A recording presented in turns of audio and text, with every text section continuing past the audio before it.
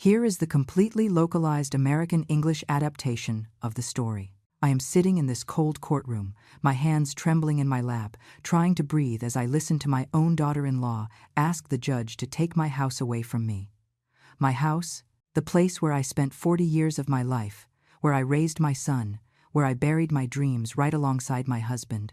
Jessica is over there, in her perfectly pressed gray power suit, her hair pulled back in an impeccable bun, speaking in that soft, controlled voice she always uses when she wants to play the victim. She says I can no longer take care of myself, that the house is falling apart, that I am a danger to myself and others. I look at my son, Michael, sitting next to her, and search for his eyes, but he stares at the floor as if he cannot bear to look at me.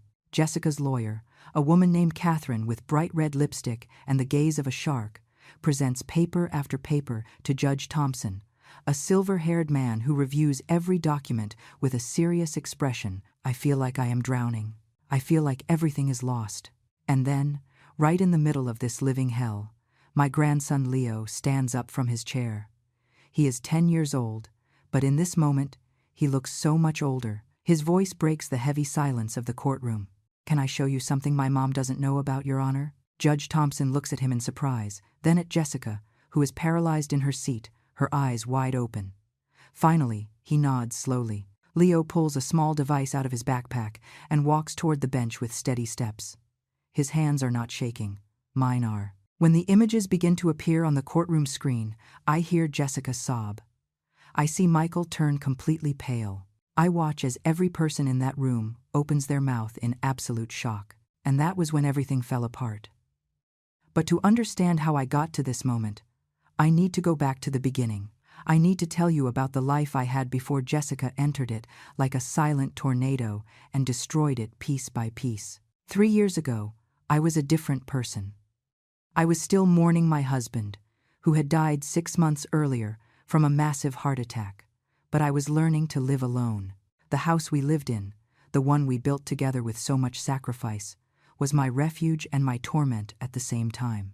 Every corner held a memory. The kitchen where we made breakfast on Sundays, the living room where we watched old black and white movies, the garden where my husband planted rose bushes that I now tended to with trembling hands and tears that fell without permission. Michael came to visit me every week. He brought food, checked that everything was okay, and sat with me to drink coffee. He asked me how I was sleeping, if I needed anything, if the neighbors were helping me. He was a good son, an attentive son. In the afternoons, I cooked. I made the recipes my husband loved, like his favorite meatloaf. I cleaned the house from top to bottom, even though no one else saw it. I watered the plants. I talked to the photographs on the wall. I went for walks through the neighborhood where everyone had known me forever. Mrs. Higgins, my neighbor of a lifetime, would come over with fresh banana bread. We talked on the porch about our late husbands, about our children, about how the world had changed so much. I felt lonely, yes, but I was not lost. I knew who I was. I knew where I belonged. And then Michael met Jessica. I remember the day he introduced her to me perfectly. It was a Saturday afternoon. The sun was coming through my living room windows, illuminating the dust motes in the air. Michael arrived with her on his arm, smiling in a way I hadn't seen in years. "Mom, this is Jessica. She's very special to me." Jessica extended her hand with a perfect smile. She was wearing a cream-colored dress, high heels, and a perfume so strong it made me cough. Her nails were long and red, like polished claws. "It's a pleasure to meet you, Eleanor. Michael has told me so much about you." Her voice was sweet, like poisoned honey. But I didn't know it yet. I couldn't see what was coming. I only saw a beautiful woman who made my son smile, and I thought that maybe, after all the pain, Michael had finally found something good. We sat down to have iced tea. Jessica praised everything.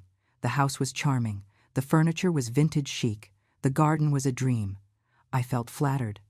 I felt seen. Michael told me they had been dating for 6 months, that they had met at work, that Jessica was incredible, intelligent, ambitious, that he had never been happier. I nodded, smiled, poured more tea. Inside, a small part of me wondered why Michael had never spoken to me about her before. Why did he wait so long to introduce her? But I silenced that voice. I didn't want to be the bitter mother, the jealous mother-in-law, the widow who can't let go of her son. 3 months later, Michael announced he was getting married. It was fast, too fast, but he was radiant, and I didn't want to ruin his happiness with my doubts. The wedding was small, at a fancy country club that Jessica chose. I wore my best dark green dress and tried to smile in all the photographs. During the reception, Jessica hugged me and whispered in my ear with that sugary voice, "We're family now, Eleanor. I'm going to take very good care of Michael. You don't have to worry about a thing." I should have heard it then. I should have paid attention to the way she said, "You don't have to worry," as if I were a burden, as if my concern as a mother was a problem to be solved. But I didn't. I just smiled and thanked her. The first few months were normal. Michael continued to visit me, although now less frequently.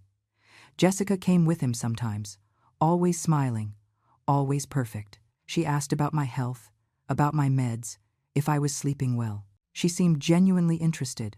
And then she got pregnant. Michael was euphoric. I was happy for him, of course. The idea of being a grandmother filled me with an emotion I hadn't felt in a long time. I thought a baby would unite us more as a family. I thought everything would be beautiful. Leo was born on a spring morning. When I held him for the first time in the hospital, that little baby with his eyes closed and his tiny fists clenched, I felt my heart expand in a way I didn't think possible. He was perfect. He was mine. He was the continuation of everything my husband and I had built. "He's going to be a wonderful boy," I told Jessica, who was lying in the hospital bed, pale but smiling. "Yes," she replied. And for a second, I saw something strange in her eyes, something cold. But she blinked, and it disappeared, and I thought she was just tired from the birth. During Leo's first year of life, I went to visit them 3 times a week. I helped with the baby, cooked for Michael and Jessica, cleaned up a little. Jessica seemed grateful. She told me she wouldn't know what to do without me, that I was a wonderful mother-in-law, that Leo adored me. And it was true. Leo adored me. When he cried, I calmed him down. When he was hungry, I prepared his meals. When he needed love, I held him against my chest and sang him the same lullabies I had sung to Michael. Those were good times, the last good times I would have. And it was there, in that false peace, that Jessica began to weave her web. Everything began to change when Leo turned 2. Jessica started canceling my visits. She always had a perfect excuse. Leo was sick. They had family plans. Michael was very busy with work. They needed alone time as a family. At first, I understood. Or at least I tried to understand. Young parents need their space. Maybe I had been too present. Maybe I had overstepped with my help. So I took a step back and waited for them to call me. Weeks turned into months. My visits went from 3 times a week to once every 2 weeks, then to once a month. The phone calls became shorter, colder. When I asked about Leo, Jessica answered with monosyllables. "He's fine. He's busy. He's sleeping." Michael stopped coming to visit me alone. Now he always came with Jessica, and she controlled every conversation. If I tried to talk to my son about something personal, she interrupted with some comment about their plans, her work, her perfect life. My son, the man I had raised, simply nodded and smiled as if he were under a spell. One afternoon, after one of these awkward encounters, I tried to speak to Michael alone when he went to the bathroom. I asked him if everything was okay, if I had done something wrong, if he was happy. He looked at me with tired eyes and said, "Mom, everything is fine. Jessica just wants us to be a more independent family. You understand, right?" I didn't understand, but I said yes because I didn't want to lose him. That was when Jessica started with the comments. Small at first, almost imperceptible. She asked me if I had taken my medicine, if I remembered taking my medicine. She said things like, "Eleanor, you already told me that story last week when I was sure I hadn't." She corrected me in front of Michael when I said something, insisting that I had misunderstood or remembered it wrong. "Your mom is confusing the dates again, honey."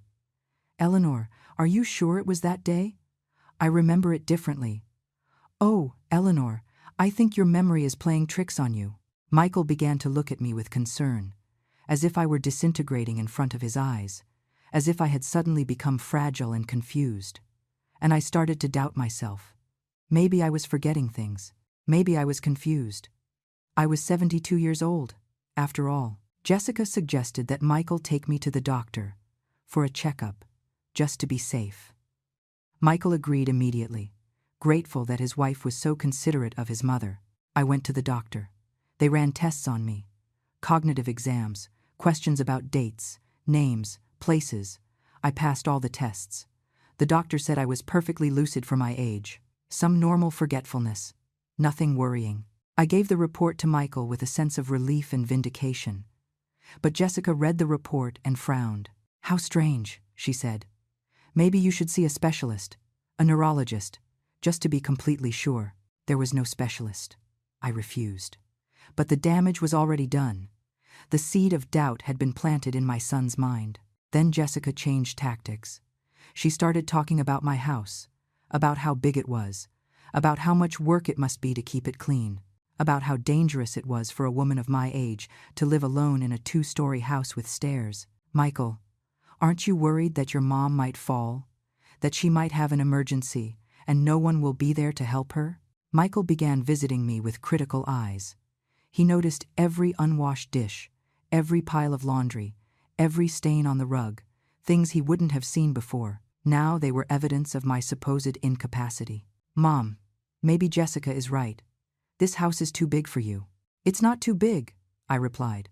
"I've lived here for 40 years. I know every corner. It's my home. But you're alone. If something happens to you, I have neighbors. I have friends. I have my phone. I'm fine, Michael, please." He didn't insist that day, but Jessica did. Again and again, in every visit, in every call, the house was a problem, the house was dangerous, the house was slowly killing me. And then the suggestions about the nursing home started. Jessica brought brochures, "Beautiful places," she said, "with gardens and activities, with people my age, with nurses available 24 hours a day. No worries, no responsibilities, just peace and care. Think about it, Eleanor. You could make new friends, have company all the time, not be so lonely." "I'm not lonely," I repeated, "and I don't want to leave my house." But Jessica was persistent, relentless. Every visit brought new arguments, new reasons why I would be happier somewhere else, safer, better cared for. Michael began to nod more and more with every argument. Leo was 4 years old then. He still remembered me. He still ran to me when I arrived. He hugged my legs and asked me to tell him stories. Jessica would gently pull him away, saying that Grandma was tired, that Grandma needed to rest, that he shouldn't bother Grandma. I wanted to scream at her to stop using my grandson as an excuse, that I was never too tired for Leo. But I didn't. I was afraid that if I protested, if I caused problems, they would forbid me from seeing my grandson completely. One night, Michael came to my house without Jessica. It was late. He looked exhausted. He sat on the living room sofa and stared at the photographs on the wall. The photos of his dad, the photos of him as a child, the photos of our family when we were happy. "Mom," he finally said, "I need us to consider selling the house." My heart stopped. "What?" "The house is worth a lot of money, much more than what Dad paid for it. With that money, you could pay for an excellent place, a place where you're taken care of, and I could use part of the money to secure Leo's future, his education, his college." There it was, the real reason, the money. Jessica wanted my house for the money. "This house is mine, Michael. Your father and I paid for it for 30 years. Every brick has our sweat in it. It's not just a property, it's our life." "I know, Mom, but Dad isn't here anymore, and you're not going to live forever. Wouldn't you prefer to see that money used for something good while you're still here?" I felt betrayed, hurt in a way I hadn't felt even when my husband died, because this wasn't cruel fate. This was my own son, the boy who had grown up within these walls, asking me to abandon them. "I am not going to sell my house," I said with a firm voice, "and I am not going to discuss this anymore." Michael left that night without saying goodbye. Things got worse quickly after that. The visits stopped completely. Michael stopped answering my calls. When he finally answered, he was brief and distant. Jessica was always in the background, whispering things I couldn't hear completely. They stopped bringing Leo to see me. When I asked about him, they told me he was busy, that he had activities, that he was growing up and needed a routine. I cried at night thinking about my grandson, wondering if he still remembered me. 2 months after that conversation with Michael, a man knocked on my door. He was carrying a manila envelope. Inside were legal papers, a petition. Jessica and Michael were filing for conservatorship to force a sale. They argued that I was incapable of taking care of the property, that I was in a state of mental decline, that I was a danger to myself and to the value of the estate. The house, I discovered reading the documents, wasn't just in my name. When my husband died, Michael had been added as a co-owner, something I had signed without thinking, believing it was just to make things easier if something happened to me. Now that legal detail had become a weapon against me. I called Michael crying. I begged him. I asked him how he could do this to me, how he could destroy his own mother for money. His voice on the other end of the line was cold, rehearsed, as if he were reading a script that Jessica had written. Mom, this is for your own good. You can't keep living alone. You're going to end up hurting yourself. We are doing the right thing. The right thing? The right thing is destroying me? Taking away the only thing I have left of your father? We've already made the decision. The papers are filed. I'm sorry, Mom. And he hung up. I sat in my empty living room, holding those papers with trembling hands, wondering how I had reached this point. How the woman who had given her entire life for her son was now being destroyed by him. But I hadn't seen anything yet. I still didn't know how far Jessica was willing to go to get what she wanted. And that was where the true nightmare began. The days after receiving those papers were the darkest of my life. I woke up every morning with a weight on my chest, so heavy I could barely breathe. The house that had been my sanctuary now felt like a prison. Every room reminded me of what I was about to lose. Every photograph on the wall screamed at me that I had failed as a mother. I didn't eat. I barely slept. I sat in the kitchen for hours looking out the window, wondering where I had gone wrong. What had I done to deserve this? Mrs. Higgins came to knock on my door, worried because I wasn't going out to the garden anymore. I lied to her, saying I was fine, just a little tired. I couldn't tell her the truth. I couldn't admit out loud that my own son was destroying me. 1 week after receiving the lawsuit, Jessica appeared at my door. Alone. Without Michael. Without Leo. She was wearing huge sunglasses, even though the day was cloudy, and that fake smile that was already so familiar to me. Eleanor, we need to talk. I let her in because I still had that stupid hope that maybe she was coming to fix things, that maybe she had reconsidered, that maybe there was some humanity left in her. She sat on my sofa as if it were hers, crossed her legs, took off her glasses. Her eyes were hard as stones. Look, this can be easy or it can be hard. You decide. What are you talking about? About the house? You can sign the papers voluntarily, move to a nice place I already found for you, and we all continue to be a happy family. Or you can fight, spend money on lawyers that you don't have, and in the end, lose anyway. But if you fight, I promise you that you will never see Leo again. Her words hit me like slaps to the face. You can't do that. He's my grandson. He's my son's child. I can do whatever I want. Do you think a judge is going to give visitation rights to an old woman who can't even take care of herself? An old woman whose own family considers her incapable? I'm not incapable. I passed all the medical exams. Ah, yes, those exams. Jessica smiled in a way that froze my blood. You know what's interesting? Doctors are willing to write whatever you want if you pay them enough, and they are also willing to change their evaluations if you present the right evidence. What evidence? There is no evidence because there is nothing wrong with me. Not yet, but there will be. I already took care of that. She got up from the sofa and walked around my living room as if she were appraising a property to buy. She touched my furniture, looked at my photographs, calculated with her eyes how much everything would be worth. This house is worth at least $450,000. Maybe more if we renovate it a bit before selling it. Michael and I already spoke to a real estate agent. There is a lot of demand in this neighborhood. Michael would never do this. Not like this. You manipulated him. Jessica laughed. A genuine laugh. Cruel. Manipulated? Oh, Eleanor. I only opened his eyes to reality. I showed him that he was wasting a fortune keeping you in this huge house, when you could be perfectly fine in a small room with nurses. I made him see that his loyalty to a mother who already lived her life was costing him his son's future. Our son. You are a monster. I am practical. And I am the best thing that ever happened to Michael. Before me, he was a man without ambition, without vision. Now he has goals, plans, a real future, a future built on my destruction. Your destruction. Jessica looked at me with something resembling pity. Eleanor, you are already destroyed. Your husband died. Your son grew up. Your useful life is over. The only thing you are doing is clinging to things that no longer belong to you. I am just accelerating the inevitable. I wanted to scream at her. I wanted to push her out of my house. But I was so tired, so defeated. I could only whisper, "Get out of my house. I'm leaving." But think about what I told you. You have a week to decide. Sign voluntarily or fight and lose Leo forever. It's your choice.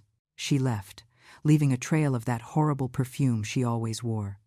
I stayed sitting on the sofa for hours, staring at nothing, feeling my world disintegrate. That night I didn't sleep. The next morning, I looked for a lawyer. I didn't have much money, but I had some savings. An older man named Robert accepted to review my case. He read the papers with a furrowed brow. "Mrs. Eleanor, this is complicated. Your son is a co-owner of the house. Legally, he has the right to request a forced sale or partition if he can prove that you cannot maintain the property effectively or if it's in the interest of the estate. But specifically, they are petitioning for conservatorship claiming incapacity. But I can maintain it. The house is fine. I am fine. We will have to prove that in court. But I need to be honest with you. These cases are difficult and expensive. We are talking about at least $10,000 just to start. I didn't have $10,000. I barely had $3,000 in savings. Robert saw my expression and sighed. I will do what I can with what you have. But I need you to understand that the odds are not in our favor. I signed the papers for him to represent me. I left his office feeling worse than when I had entered. The next 2 months were hell. Jessica and Michael presented evidence of my supposed incapacity. Photographs of my house that had been taken at specific angles to make it look dirty and neglected. Statements from a doctor I had never seen claiming I showed signs of early-onset dementia. Testimonies from neighbors who had supposedly seen me confused and disoriented. Something that was completely false. Robert fought as best he could. He presented my real medical exams. He brought Mrs. Higgins as a witness to testify that I was perfectly lucid. He argued that the photographs were manipulated and that the doctor was a paid fraud. But Jessica had something else. Something I hadn't seen coming. She hired a psychologist named Dr. Claire, a woman with impressive credentials and a spotless reputation. Dr. Claire testified that she had evaluated my case based on the reports and evidence presented, and that, in her professional opinion, I suffered from significant cognitive decline and represented a danger to myself. "You never evaluated me," I shouted in the middle of the courtroom during one of the preliminary hearings. "You have never seen me in your life." Dr. Claire looked at me with that expression professionals use when they want to seem compassionate but are actually being condescending. "Mrs. Eleanor, I don't need to evaluate you personally when the evidence is so clear. Your emotional reaction right now only confirms my assessment." Judge Thompson asked me to calm down. Robert pleaded with his eyes for me to sit down. I did. But something inside me broke that day. I realized that the truth didn't matter. It didn't matter that I was perfectly fine. Jessica had built a narrative so convincing, had bought so many testimonies, had manipulated so many things, that reality no longer mattered. Michael sat next to Jessica during all the hearings. He never looked me in the eye. He kept his head down, hands clasped, like an ashamed child. But not ashamed enough to stop this. I tried to talk to him once, outside the courtroom. I caught up to him in the parking lot. I grabbed his arm. "Michael, please. I am your mother. How can you do this?" He finally looked at me. His eyes were red, tired, but he didn't back down. "Mom, this is for the best. When it's all over, you'll understand. You're going to be better cared for. You're going to be safe. I don't want to be safe somewhere else. I want to be in my house. I want my family. You don't have a family anymore." Jessica's voice cut the air like a knife. She appeared behind Michael, grabbed his other arm, and pulled him away from me. "You have nothing anymore, Eleanor. The sooner you accept it, the less painful it will be." I watched them walk away. Michael didn't turn back once. That night, sitting in my empty kitchen, I considered giving up. I considered signing the papers. I considered letting them win. What was the point of fighting? I didn't have money. I didn't have support. My own son had abandoned me. Maybe Jessica was right. Maybe my useful life was over. I took the sleeping pills the doctor had prescribed me months ago. I looked at the bottle. I thought about how easy it would be to take them all, how peaceful it would be to simply not wake up. But then I heard a noise at the door, a soft knock. I opened it and there was Leo, alone, with his backpack, with tears on his cheeks. "Grandma," he whispered. "I ran away. Mom and Dad are fighting. I needed to see you." I hugged him so hard, I probably hurt him. He smelled of soap and innocence. He was 7 years old now, bigger, but he was still my baby. "Why don't you come see us anymore?"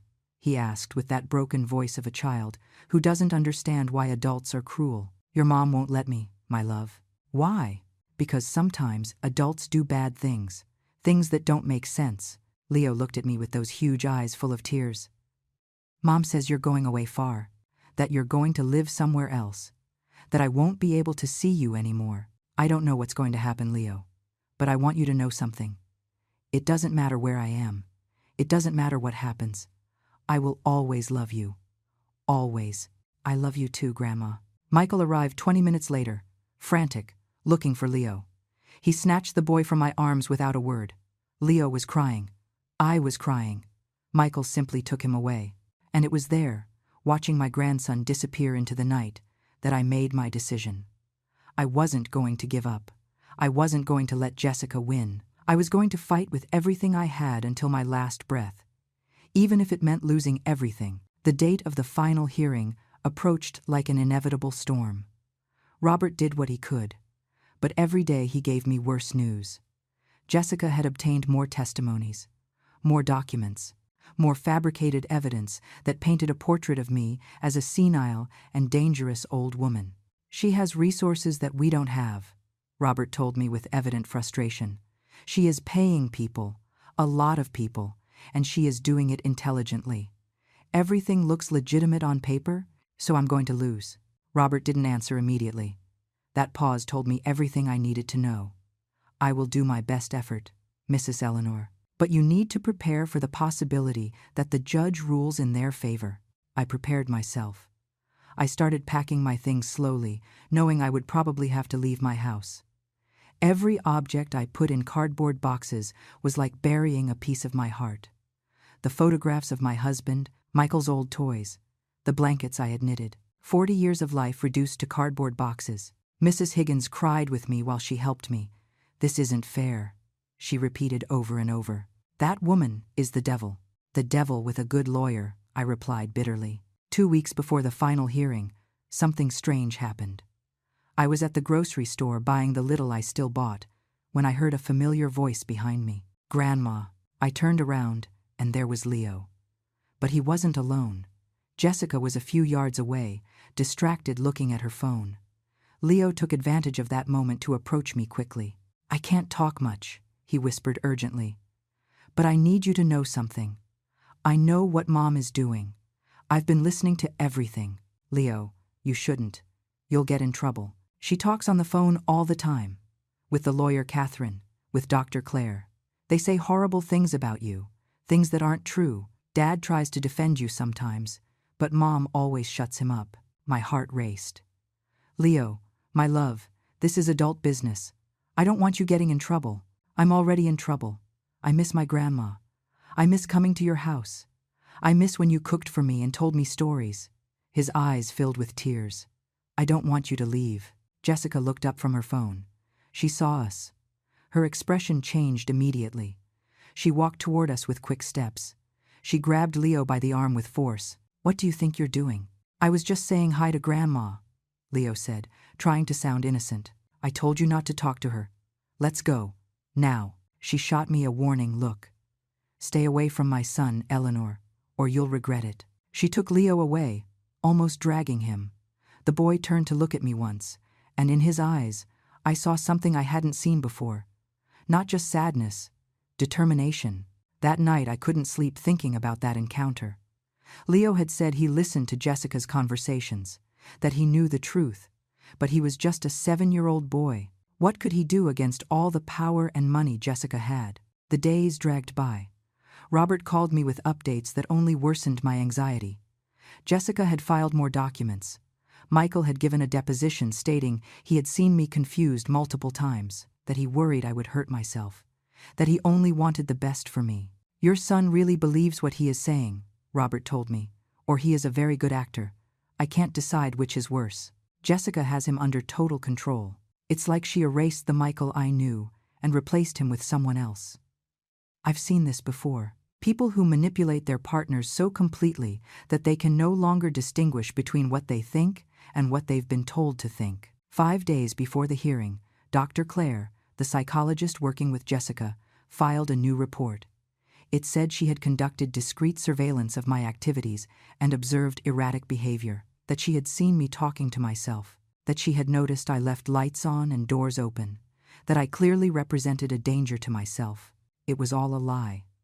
But it was written on official paper, with the seal of a licensed professional. How could I fight against that? Robert tried to discredit the report, arguing that the surveillance, without my knowledge, was unethical and possibly illegal. But the judge had accepted the document as evidence. It would be in the file during the final hearing. We are losing, I told Robert. It wasn't a question. We are in a very difficult position, he admitted. But we haven't lost yet. I still have some arguments. You can still testify. The judge will be able to see you, talk to you, realize that you are completely lucid. And if it's not enough, then we will look for other options, appeals, other legal routes. But we both knew there was no money for appeals. This was my only chance. The night before the hearing, I sat in my living room, surrounded by boxes. The house felt empty, even though it was still full of furniture. It was as if it had already lost its soul, as if it knew that soon it would have new owners who wouldn't love its walls as I had loved them. I thought about my husband, about how we had painted these walls together, about how we had chosen every piece of furniture with such care because we didn't have money to waste, about how we had raised Michael here, full of hope and dreams about who he would become. We never imagined this. We never imagined our son would betray us like this. Someone knocked on the door. It was almost 11 at night. I opened it carefully and froze. It was Leo, alone, in pajamas, barefoot. Leo, my God, what are you doing here? How did you get here? I walked. It's not that far. Mom and Dad are asleep. You have to go back. If they wake up and don't find you, Grandma, I need to tell you something important. He entered the house and closed the door behind him. He took something out of his pocket, a small device, a digital recorder. I've been recording Mom for months.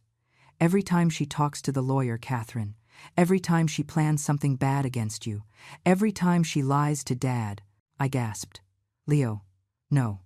I know spying is wrong, but what she is doing is worse, much worse. His eyes shone with an intensity that shouldn't be in a 7-year-old boy. Tomorrow is the hearing. I'm going to go. Mom said I have to go to show that I am a happy boy in our family.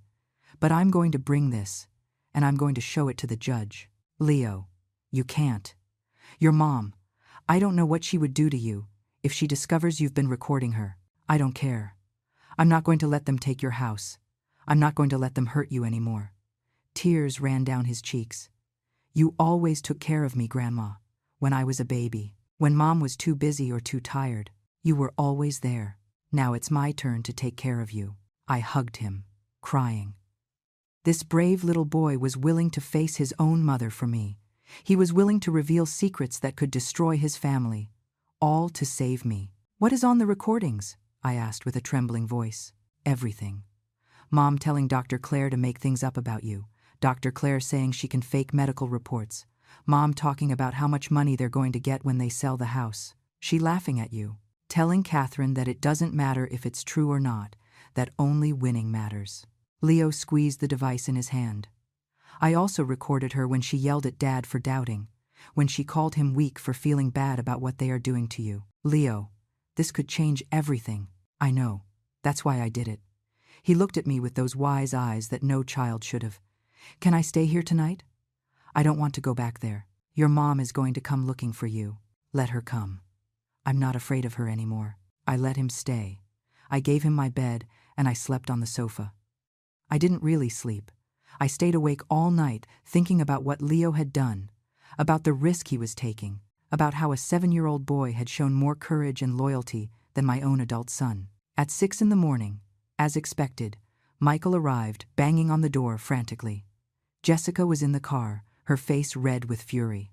Leo walked out calmly, hugged me, and told his parents, "I'm fine.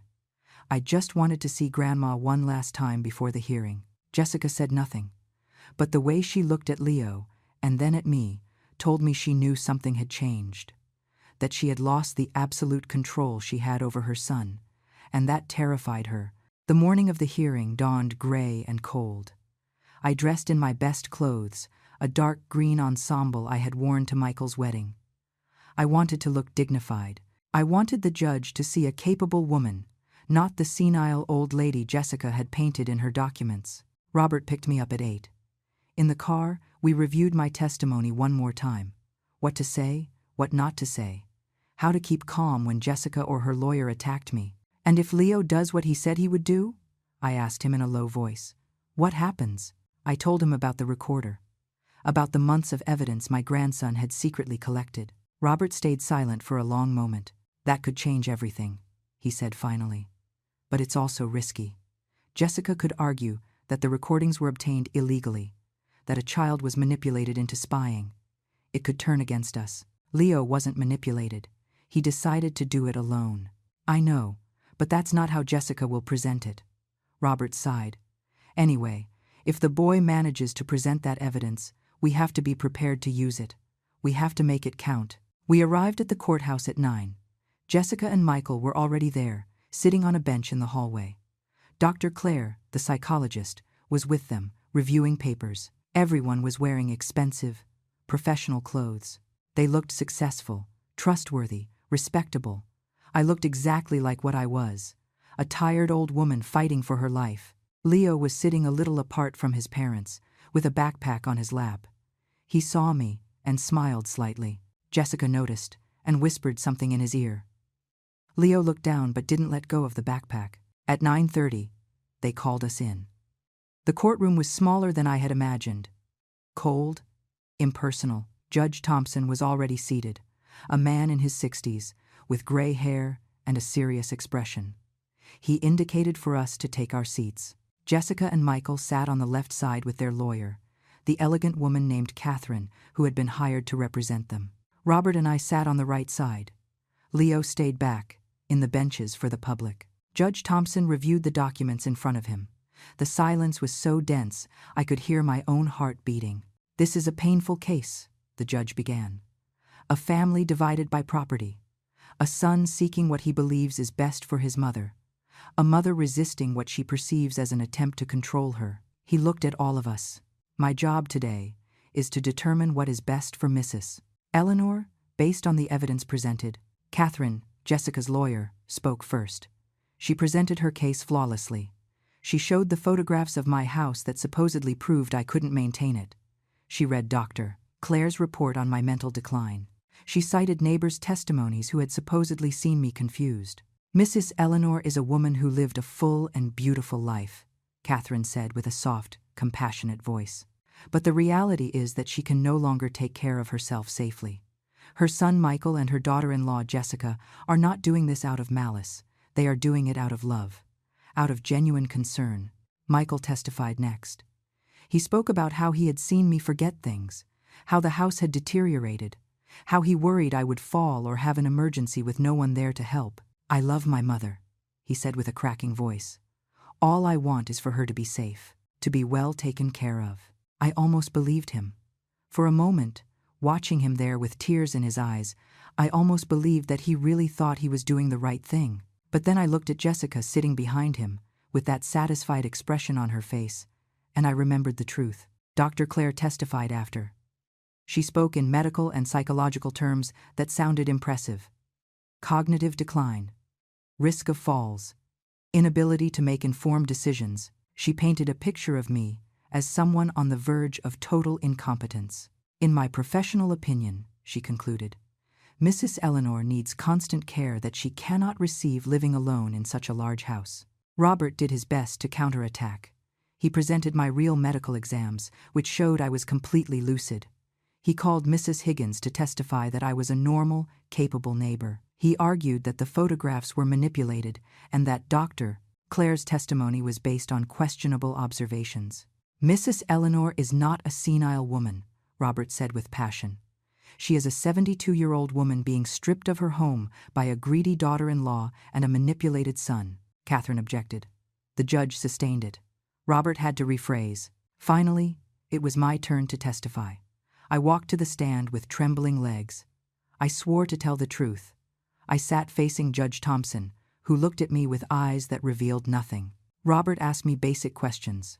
My name, my age, how long I had lived in the house, what my daily routine was like. I answered every question clearly, trying to demonstrate that my mind was perfectly fine. Then it was Catherine's turn to cross-examine me, and that was when it turned brutal. Mrs. Eleanor, can you tell us what date it is today? Tuesday, October 23rd. And what did you have for breakfast this morning? I didn't eat breakfast. I was too nervous. I see. And what did you have for dinner last night? Soup, vegetable soup. Are you sure? Because I have a statement here from your neighbor, Mrs. Higgins, stating she saw you confused last night, asking if you had eaten dinner when you clearly just had. That is a lie. Antonia Mrs. Higgins would never say that. But it is in her statement. Catherine showed me a paper. Indeed, there it was. A testimony supposedly given by Mrs. Higgins, saying things I knew were false. That is forged, I said, feeling panic rise in my throat. Forged? You are accusing my client of forging legal documents? I am saying Mrs. Higgins never said those things. Mrs. Eleanor, isn't it true that sometimes you confuse dates and events? That you sometimes forget conversations you had? No more than anyone my age. But you do forget things. Small things. We all forget small things. Like forgetting if you ate dinner or not. I didn't forget. Like forgetting that your son visited you last week, when you insist he hasn't visited in months? He hasn't visited me in months. I have dated photographs here showing Michael at your house last week. She showed me the photos. Michael at my door. Michael in my living room. The photos were real, but I didn't remember that visit because it had never happened. The dates were altered. They had to be. Those dates are fake, I said, my voice sounding desperate even to myself. Or is it your memory that is fake, Mrs. Eleanor? Catherine continued attacking. Every question designed to make me look confused. Every answer I gave twisted to look like evidence of my supposed mental decline. I felt like a cornered animal. When she finally let me go, I was shaking, sweating. I felt I had failed, that I had confirmed every lie they had told about me. Judge Thompson looked at his watch. We are going to take a 30-minute recess before closing arguments. I stood up from the stand with weak legs. Robert helped me back to our seat. You did well, he whispered, but we both knew it was a lie. I looked toward where Leo was. He was still there, with his backpack on his lap, looking at me with eyes full of tears. Jessica was next to him now, whispering something in his ear. I saw Leo shake his head. I saw Jessica squeeze his arm hard.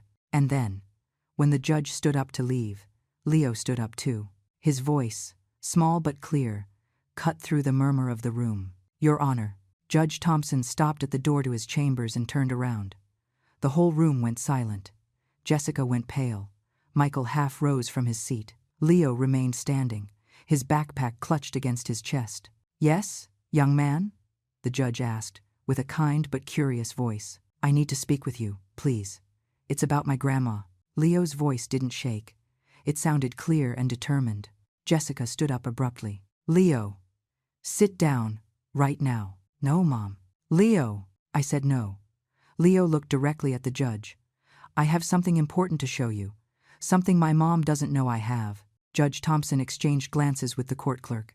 Then he looked at Jessica, at Michael, at me, and finally back at Leo. There was something in the boy's expression, a seriousness that didn't match his age, that seemed to capture his attention. Come forward, son, said the judge, returning to his seat. Jessica tried to stop Leo by grabbing his arm, but he pulled away with a quick movement and walked to the front. Every step of his echoed in the absolute silence of the room. My heart was beating so hard I thought everyone could hear it. Leo stood in front of the bench. He looked so small there, a 7-year-old boy facing an adult system. But there was something in his posture, in the way he held his backpack, that made him seem bigger. "What is your name?" asked the judge. "Leo. I am Mrs. Eleanor's grandson." "I see. And what is so important that you need to show me, Leo?" Leo opened his backpack and took out the small device, a digital recorder. He held it up so everyone could see it. "For the last 6 months, I have been recording my mom. I know it's wrong to spy, and I'm sorry I did it. But she has been saying horrible things about my grandma, lying about her. And I have proof." "That is ridiculous," screamed Jessica, standing up. "He is a child. He doesn't know what he's saying." Judge Thompson raised his hand, asking for silence. "Ma'am, sit down, please." His tone admitted no argument. Jessica sat down slowly, her face red with fury and panic. "Leo," continued the judge, "do you understand how serious this is? Do you understand that recording someone without their knowledge can be problematic?" "Yes, sir. But my grandma is more important. She never lied to me. She was never mean to me.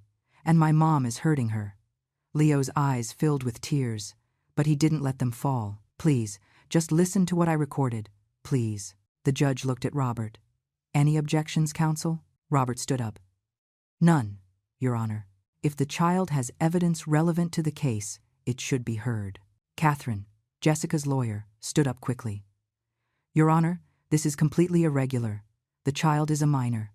He was clearly influenced by his grandmother to do this. The recordings, if they exist, were obtained illegally and should not be admitted." "Nobody influenced me," interrupted Leo with a strong voice. "My grandma didn't even know I was recording until last night. I did it by myself because I knew what Mom was doing was wrong." The judge leaned back in his chair, thoughtful. I could see the conflict in his expression. This was irregular, problematic, but it was also a child pleading to be heard. "I am going to allow you to present your evidence," he said finally. "But I want you to understand, Leo, that this will have consequences. For you, for your family. Are you sure you want to do this?" Leo looked back, toward where I was sitting. Our eyes met. I saw in him all the love that had existed between us since he was a baby.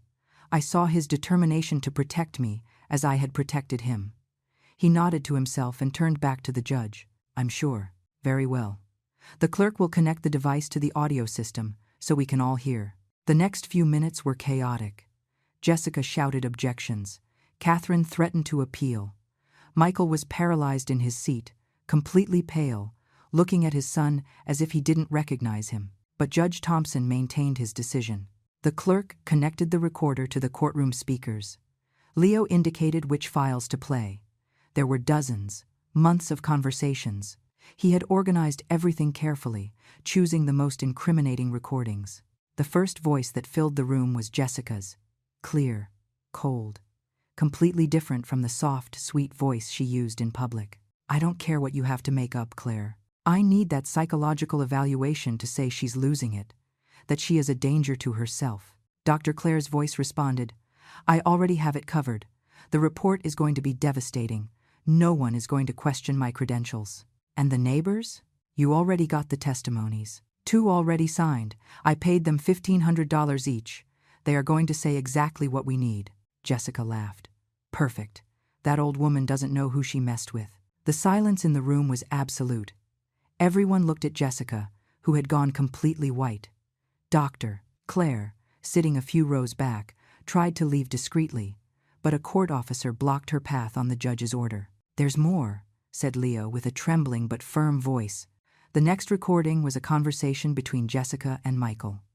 My son's voice sounded doubtful, conflicted. "I don't know, Jessica. It feels wrong. It's my mom. Your mom who has manipulated you your whole life? Your mom who wants to keep you tied to her forever?" Jessica's voice was venomous.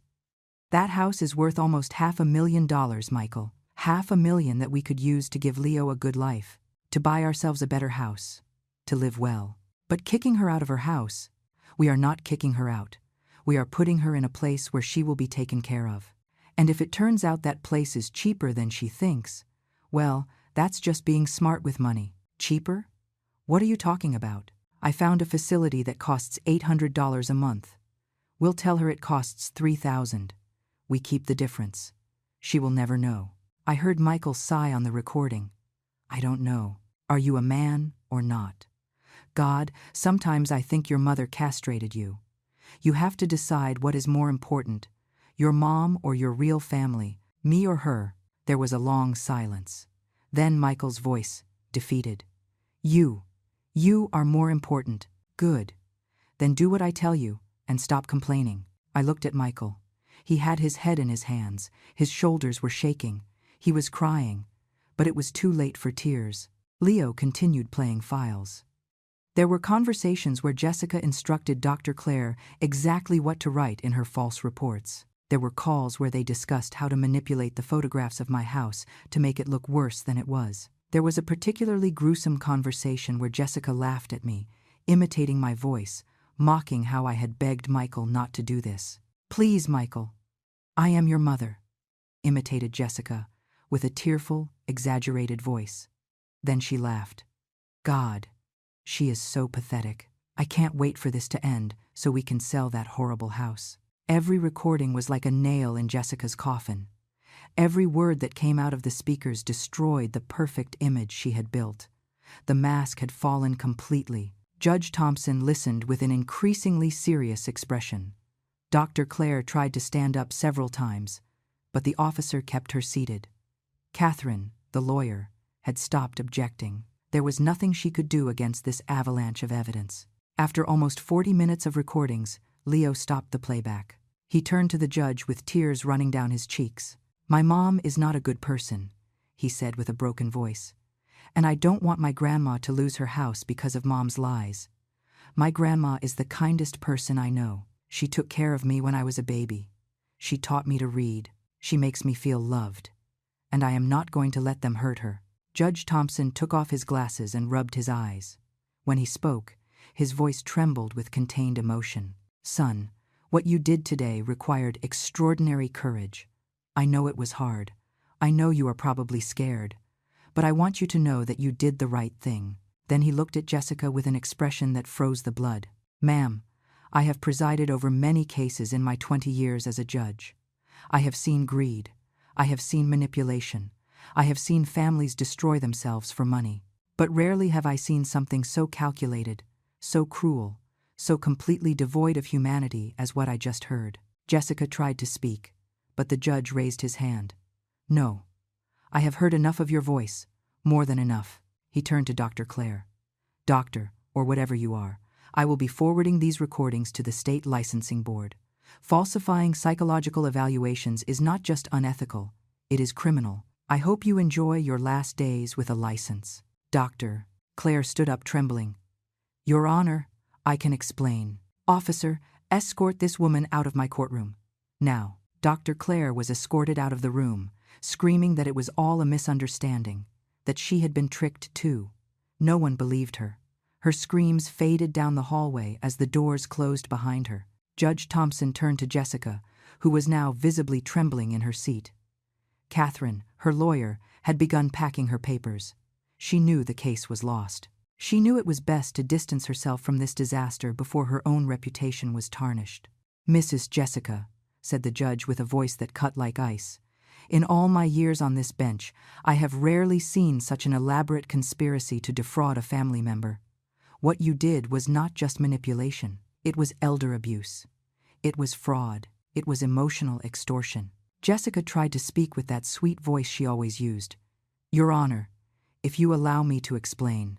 There is nothing to explain. Your own words condemn you. The recordings are clear. You conspired to fabricate medical evidence. You paid for false testimonies. You manipulated your husband, and you did it all for pure greed. The judge slammed his fist on his desk. Do you have any idea of the damage you caused? Of the trauma you inflicted on a 72-year-old woman who just wanted to live in peace in her own home? I just wanted the best for the family. Lie. The judge's voice resonated in the whole room. You wanted money. $500,000 that didn't belong to you, and you were willing to destroy an old woman to get it. Jessica started to cry, But they weren't tears of remorse. They were tears of someone who had been caught, tears of frustration because her perfect plan had fallen apart. Michael was paralyzed in his seat. He looked alternately at his wife, his son, and me. In his eyes, I saw something I hadn't seen in years. Clarity, as if finally, after so much time under Jessica's control, he could see the truth. "Michael," said the judge, his voice now softer but no less serious. "You also bear responsibility in this. I heard your voice on those recordings. I saw how you allowed your wife to manipulate you into betraying your own mother." Michael stood up shakily. "Your Honor, I didn't know everything Jessica was doing. The false testimonies, the bribes, I didn't know. But I knew your mother didn't want to leave her house. I knew she was perfectly capable. And I chose to believe your wife's lies because it was more convenient." The judge looked at him with disappointment. A son who betrays his mother for money, who allows the woman who gave him life to be humiliated and destroyed. "How do you live with yourself?" Michael didn't answer. He just wept, tears that came too late. The judge turned to me. His expression softened completely. "Missus, Eleanor, I owe you an apology. This court almost committed a terrible injustice against you. We almost took away your home based on lies and fabrications. I am deeply sorry." I couldn't speak. Tears ran down my face uncontrollably. Robert squeezed my hand. "The petition for conservatorship and sale is denied completely. Your house is yours and will continue to be yours for as long as you wish to live in it." The judge reviewed some papers. "Furthermore, I am ordering that Michael be removed as co-owner of the property immediately. That designation was clearly obtained under false pretenses and has been abused." "Thank you," I managed to whisper. "Thank you. Don't thank me yet, because I haven't finished." The judge turned again to Jessica. "Ma'am, I am referring this case to the district attorney so that criminal charges can be filed against you. Fraud, conspiracy, elder abuse, bribery. Each of these is a felony." Jessica stood up abruptly. "You can't do that. I have a son. I have a family. You should have thought about your son before doing what you did. You should have thought about how your actions would affect him." The judge looked at Leo, who remained standing at the front, exhausted but firm. "That boy showed more integrity and courage in 1 hour than you have shown in your entire life." Jessica tried to approach Leo, but the officer stopped her. "Leo, honey, Mommy is sorry. Everything is going to be fine. Let's go home and—" "I don't want to go home with you," said Leo with a clear voice. "I want to stay with Grandma. You are my son. You can't decide that." The judge intervened. "Given the circumstances and considering the evidence of manipulation and abusive behavior, I am ordering an emergency custody evaluation. In the meantime, Leo will remain under the temporary care of his grandmother, Mrs. Eleanor." "No!" screamed Jessica. "You can't take my son away. You took him away yourself with your actions. Officer, if the lady continues to disturb the order of the court, remove her." Jessica finally fell silent, but her eyes threw daggers at me, at Leo, at everyone. There was no regret in them, only pure hatred because she had lost. Michael approached me slowly. He knelt in front of my chair. His face was swollen from crying. "Mom, I don't know what to say. I don't know how to ask for your forgiveness for what I did." I looked at him. I saw the boy I had raised, the man who had lost his way, the son who had betrayed me in the deepest way possible. "I don't know if I can forgive you, Michael," I said with a trembling voice. "Not now. Maybe never. What you did to me, what you allowed her to do to me, almost destroyed me. I know, and I am so sorry." He took my hand. "I was a coward, a fool. I let Jessica control me because it was easier than facing her, because I wanted to believe we were doing the right thing. You knew it wasn't right. Somewhere inside you, you knew you were hurting me." "Yes, I knew." He lowered his head. "I have no excuses. I can only tell you that I am going to spend the rest of my life trying to make it up to you. I am going to divorce Jessica. I am going to do everything I can to regain even a piece of your trust." I didn't answer. I couldn't. The pain was too fresh, too deep. Leo came over and hugged me. I buried my face in his hair and cried. This little boy had saved my life. He had risked everything for me. He had shown more love and loyalty than my own adult son. "I love you, Grandma," he whispered. And I'm never going to let anyone hurt you again. I love you too, my brave boy, my hero. Judge Thompson stood up. This hearing is adjourned. Mrs. Eleanor, you may go home. You're home. Leo will go with you. The temporary custody papers will be prepared today. He turned to Jessica one last time. Ma'am, I suggest you get a good criminal lawyer. You're going to need one. And I warn you not to try to contact your son or Mrs. Eleanor in any way. If you do, you will be arrested immediately. Jessica said nothing. She only looked at me with that burning hatred in her eyes. But she didn't scare me anymore. She no longer had power over me. We left the courtroom in a strange procession. Robert carried his papers with a smile he couldn't hide. Leo walked by my side, holding my hand. Michael followed us at a distance, like a ghost of what our family had been. Outside, the sun had come out. The gray day had given way to a bright, clear sky. It was as if the universe itself was celebrating. Mrs. Higgins was waiting outside. She had come to support me, even though they hadn't called her to testify. When I told her what had happened, she cried and hugged Leo as if he were her own grandson. You are an extraordinary boy, she told him. What you did today is going to change lives, not just your grandma's. You are going to inspire others to be brave. Leo just nodded, exhausted by everything he had lived through. Michael approached one more time before we left. Mom, can I visit you? Eventually, when you're ready. I looked at him for a long moment. I saw his regret. I saw his pain. But I also remembered every humiliation, every betrayal, every night I spent crying because my own son had abandoned me. I don't know, Michael. Maybe someday. But not today. And not soon. He nodded, accepting the punishment he deserved. I understand. Just take good care of Leo. And if you need anything at all, please tell me. I have to start making up for the damage I did somehow. The only thing we need is peace, I replied. Something we didn't have while you were with her. Michael walked away with slumped shoulders. I watched him get into his car alone. Jessica had already left in another vehicle, probably to find the criminal lawyer she would desperately need. Robert took me home, along with Leo. During the ride, the boy fell asleep with his head on my shoulder, exhausted by the weight of what he had done. I watched him sleep and felt a mixture of love, gratitude, and sadness. No child should have to be so brave. No child should have to save an adult like this. But he had done it. And thanks to him, I still had my house. I still had my dignity. I still had a reason to keep going.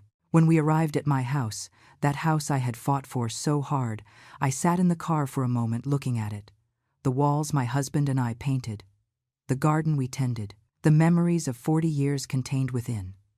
It was mine. It was still mine. We entered the house and it felt different. The air was lighter. The walls seemed to glow with a warmth I hadn't felt in months. It was as if the house itself knew it had been saved, that it was no longer under threat. Leo woke up when we crossed the threshold. He looked around with sleepy eyes and then looked at me. Can I really stay here, Grandma? Yes, my love. For as long as you need. I prepared the guest room for him. It was the same room where Michael had slept when he was a boy. I put on clean sheets, took out soft blankets, placed his favorite toys that I still kept from when he was smaller. Leo helped me, and while we worked together, I felt something I hadn't felt in a long time. Hope. That night we cooked together.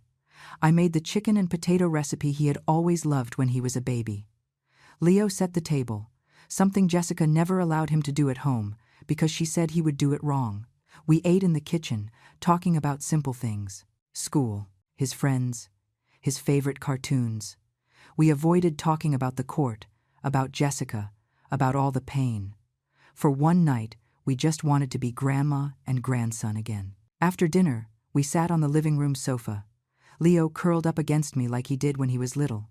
I put my arm around him and felt his small, warm body against mine. Grandma, he said after a long silence, do you think Mom hates me now? The question broke my heart. No, my love. Your mom doesn't hate you. She is angry and hurt, but that isn't hate. But I told on her. I ruined her plans. You did the right thing. That is very different. I squeezed him tighter. Sometimes doing the right thing hurts. Sometimes it means the people we love get mad at us. But that doesn't mean it was wrong. I was scared. he admitted with a small voice. When I stood up in court, I was so scared. But then I looked at you and remembered all the times you protected me, all the times you took care of me when Mom didn't want to. And I knew I had to be brave for you. Tears ran down my cheeks. You are the bravest boy I know, Leo. Braver than any adult in that room. Will I have to go back to Mom? I don't know, my love. The judge is going to decide what is best for you. But whatever happens, I will always be here. You will always have a home with me. We stayed like that until he fell asleep. I carried him to his bed, something difficult because he was already big, but I managed to do it. I tucked him in, kissed his forehead, and watched him sleep for a long time. This child had sacrificed his relationship with his mother to save me. He had carried a weight no child should carry. The following days were strange. Adjusting to living together, establishing routines. Leo had to go to school, so I enrolled him in the school near my house. Every morning I woke him up, made him breakfast, helped him get dressed. Every afternoon I picked him up, we checked his homework, we played in the garden. It was exhausting for a 72-year-old woman, but it was also beautiful. It made me feel useful again. It made me feel alive. Michael called every day. At first, I didn't answer. But after a week, Leo asked me to let him talk to his dad. I couldn't deny him that. The conversations between Michael and Leo were brief and painful. Leo told him about school, about what we had cooked, about the games we played. Michael listened and asked questions, but there was a distance between them now, a crack that might never heal completely. Michael also wanted to talk to me. I handed the phone to Leo and left the room, unable to face my son yet. The pain was too fresh. 2 weeks after the trial, Robert called me with news. The district attorney had filed formal charges against Jessica: first-degree fraud, conspiracy, elder abuse. If found guilty of all charges, she could face up to 15 years in prison. Dr. Claire had also been charged. Her medical license had been suspended immediately while they investigated how many other cases she had falsified. It turned out I wasn't her first victim. There were other seniors, other families she had helped destroy for money. Both are going to pay for what they did, Robert assured me. Justice is finally being served. But justice didn't eliminate the pain. It didn't erase the months of emotional torture. It didn't repair the broken relationship with my son. 1 month after the trial, Michael appeared at my door. He hadn't called beforehand. He simply arrived on a Saturday afternoon with a box in his hands. "Mom," he said when I opened the door. He looked terrible. He had lost weight. He had deep circles under his eyes. "Please, can I come in? Just 5 minutes." I hesitated, but Leo was playing in his room, and I didn't want to cause a scene. I let him in. We sat in the living room in an uncomfortable silence. Michael looked around the house as if he were seeing it for the first time, or maybe remembering how he had tried to take it from me. "I filed the divorce papers," he said finally. "Jessica already received them. I'm not going to fight for anything. Let her keep whatever she wants. I just want to be free of her." "Good. And I want you to know that I am going to testify against her at the trial. I am going to tell them everything I know, everything she made me do. I am not going to protect her. I should have stopped her from the beginning, Michael. You should have been my son instead of her puppet. I know. God. Mom. I know." He covered his face with his hands. "I've been going to therapy, trying to understand how I let this happen, how I allowed myself to become someone who betrays his own mother. And what does your therapist say? That I was in an abusive relationship. That Jessica manipulated me just like she manipulated everyone. That she slowly isolated me, controlled me, until I couldn't think for myself." He looked up at me, but that is no excuse, because in the end, I made the decision. I signed those papers. I abandoned you when you needed me most. Yes, you did. Will you ever be able to forgive me? The question hung in the air between us. I looked at him. My son. The boy I had raised with so much love. The man who had shattered my heart. I don't know, Michael. Honestly, I don't know. Part of me wants to forgive you. Part of me still loves you as my son.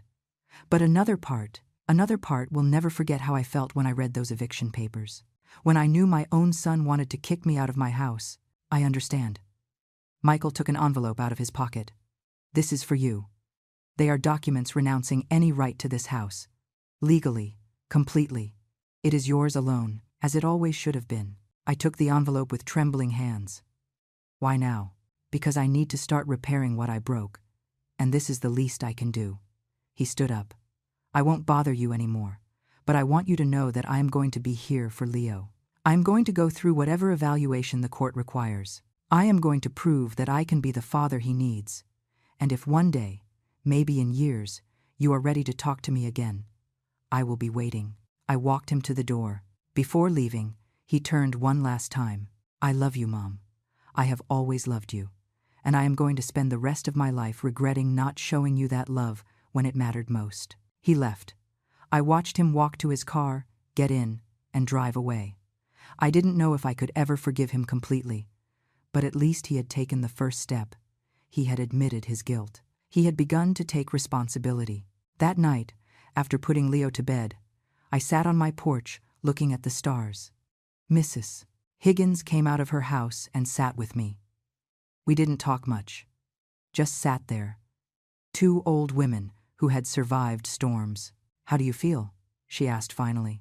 Tired, hurt, but alive. I looked at her. I still have my house, Martha. I still have Leo. I lost my son, at least for now, but I gained something more important. I gained my dignity back. You are stronger than you think, Eleanor.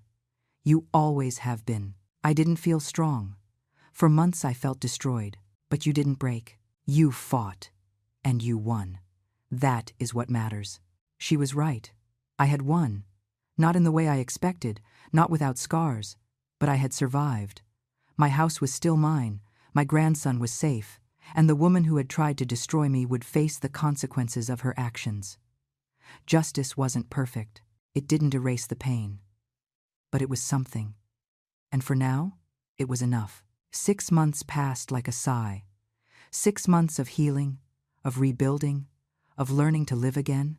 Jessica's trial was fast and devastating. With Leo's recordings, the testimonies of the neighbors who confessed to having been bribed, and the evidence of the forged documents, the jury didn't take even 3 hours to declare her guilty of all charges. They sentenced her to 12 years in prison.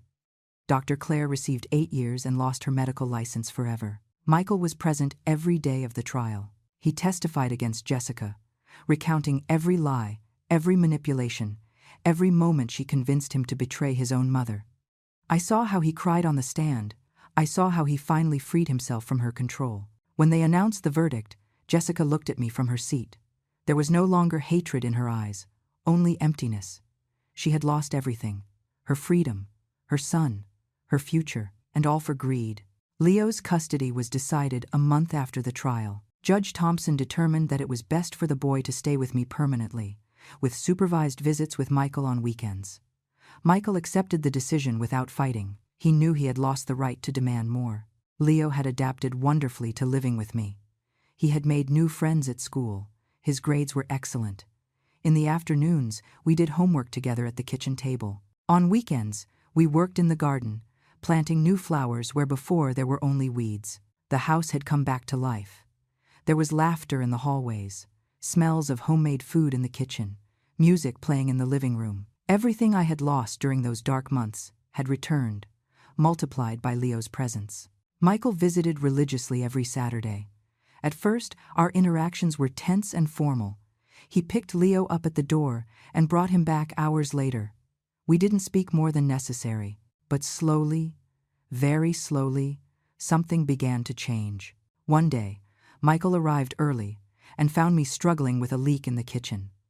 Without saying a word, he came in, took the tools, and fixed it. We worked in silence, but it was a different silence, less painful. Another time, he brought flowers for the garden.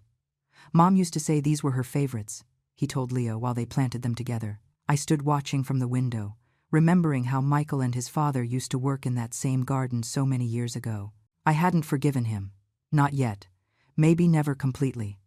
But I was learning to coexist with him again.